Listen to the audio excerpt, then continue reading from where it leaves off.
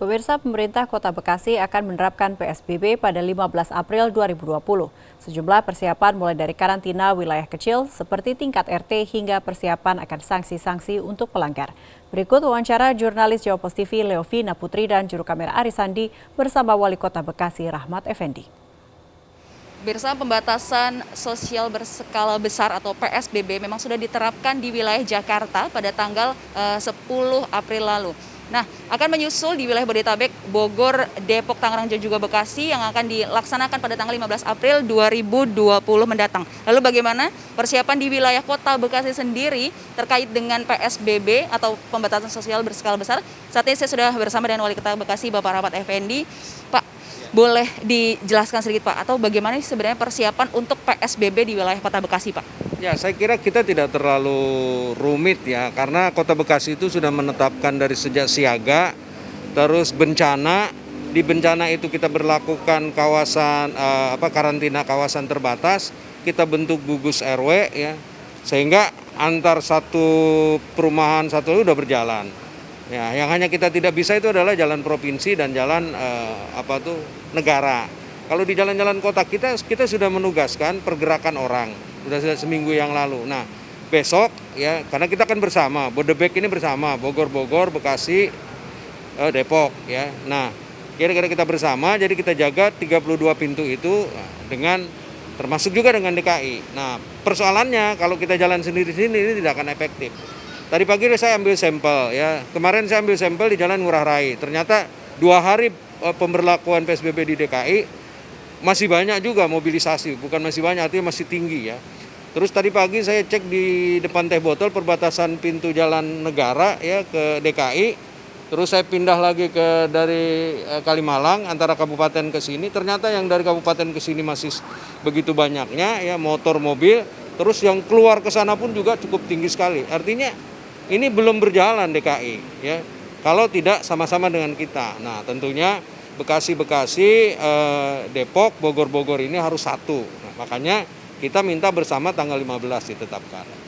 Jadi ada wilayah atau zona tersendiri nggak sih Pak yang memang dari Kota Bekasi atau Wali Kota, pemerintahan Kota Bekasi ini diperhatikan sekali? Mungkin ada di zona merah, ada berapa Pak?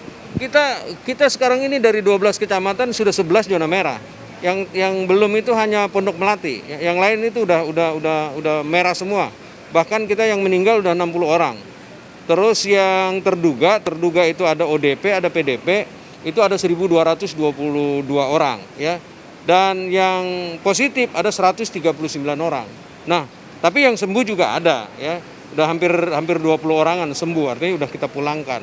Nah, ini kan kita memang tinggi sekali di antara daerah mitra Jakarta dengan teman-teman ini, mungkin kita yang paling tinggi. Berarti nanti di titik-titik tersebut, di zona merah tersebut benar-benar diawasi seperti daerah Jakarta Pak, ada petugasnya juga seperti itu? Sama, kita 32 titik nanti kita tempatkan, di situ ada lantas, ya, titik jalan keluar masuk itu. Di situ ada Disub, di situ ada Satpol PP, di situ ada Muspika nanti ya, ada Danramil, ada Kapolsek di sana. Jadi setiap titik ini ya, kita bekali dengan termogan, kita bekali dengan masker. Nanti kalau ada yang mau masuk belum pakai masker, kita kasih masker. Kita cek suhunya normal nggak, kalau tidak normal kita kembalikan. Begitu juga yang mau keluar, kita udah melakukan itu seminggu yang lalu. Ini sebenarnya tinggal kita menetapkan lebih pada berkekuatan hukum, yaitu adalah keputusan Menteri Kesehatan tentang penetapan nomor 28 itu, dan kita aktualisasikan dalam tanggal 15. Ada sanksi tegas nggak sih Pak untuk yang melanggar? Berharap tidak ada tegas-tegasan karena kondisinya dalam kondisi prihatin gitu.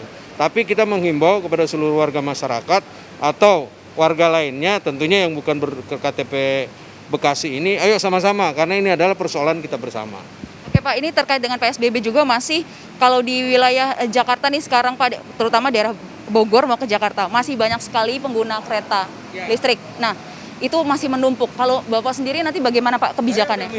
Saya udah bikin surat dengan PT Kereta Api, terutama mengurangi ya, bukan saja mengurangi keretanya, tapi mengurangi komuternya. Ya, mengurangi komuternya. Kemarin seminggu yang lalu saya ke kepala stasiun di sini, itu Pak, ini kita udah setengah proses perjalanan. Kalau perjalanan normal kan kita hampir 200.000, ya, di atas 120.000, hampir 200.000 per hari. Nah sekarang katanya tinggal 50 sampai 60.000. Artinya ini udah tinggal 30%. Nah kalau sekarang kita adakan PSBB ini, maka kita bisa nekan lagi. Kita bisa nekan lagi, kecuali mereka yang bekerja di tempat-tempat strategis atau bekerja di tempat distribusi yang memang untuk kebutuhan 9 bahan pokok. Lain dari itu saya kira udah harus isolasi dalam 14 hari ini. Mau ditekan sampai berapa persen, Pak?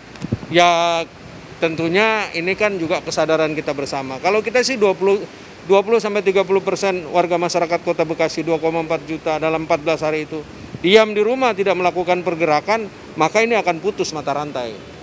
Kalau untuk kendaraan pribadi sendiri bagaimana, Pak? Kendaraan pribadi kan dibatasi ya, tidak boleh ya tadi tentunya di depan, di belakang kendaraan umum di depan tidak boleh, di belakang juga dibatasi. Kalau saya ojol di sini juga akan ikut DKI, tidak boleh bawa barang. Ya walaupun mungkin ada keputusan menteri atau apa, tapi saya lihat DKI ya karena ini menyangkut nyawa gitu. Untuk di perumahan-perumahan, Pak, apakah ada bantuan sosial seperti itu atau pemberian?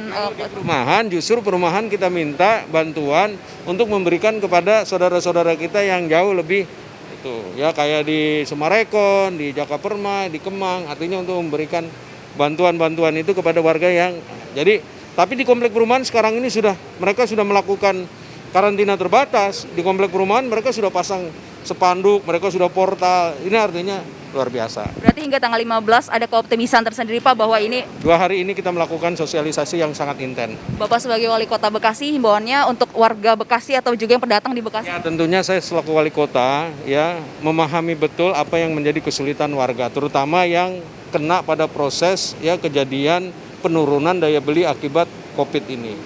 Kepada warga masyarakat yang mampu tentunya harus bisa memberikan bantuan satu sama lain ya karena ini adalah persoalan kita. Dan yang paling penting adalah bagaimana kita bersama-sama ini melakukan isolasi ya dalam kurun waktu 14 hari ini kita lihat perkembangannya.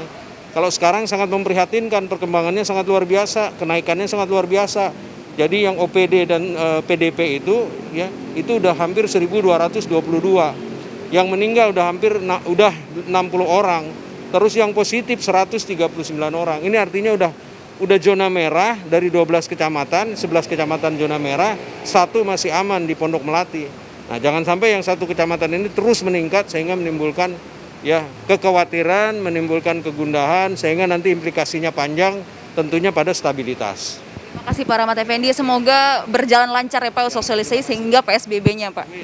Demikian perbincangan kami dengan Wali Kota Bekasi Bapak Rahmat Effendi untuk persiapan dari Kota Bekasi menuju PSBB atau pembatasan sosial berskala besar. Untuk Anda yang masih berada di rumah, tetap di rumah, yang masih beraktivitas di luar tetap menggunakan masker dan juga alat pelindung diri lainnya. Leovina Putri, Arisandi, Jawa Post TV.